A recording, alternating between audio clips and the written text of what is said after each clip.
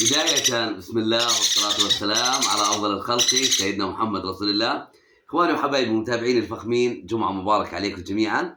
اليوم جبنا لكم تشكيلة فواكه، تشكيلة مرتبة، تشكيلة فخمة، إلى عشاق الزق اليدوي وإلى عشاق الببغاء جرين شيك طبعا، وإلى عشاق كثير من متابعيني اللي أنا بتشرف فيهم. طبعا حبايبي اليوم معانا فراخ جرين شيك، حبات صحة ونظافة.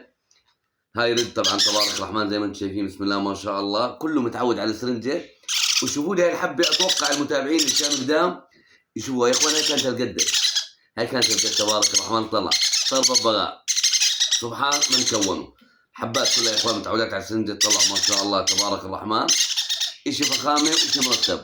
حبايبي لانه مصلحة وعندنا خدمة توصيل، لا تنسوا اخوكم ايد الشوبكي من المتابعة لتشاهدوا كل ما هو جديد في عالم الببغاوات والحيوانات الأليفة، ودعواتكم إنا بالبركة. تحياتي للجميع ويعطيكم ألف عافية.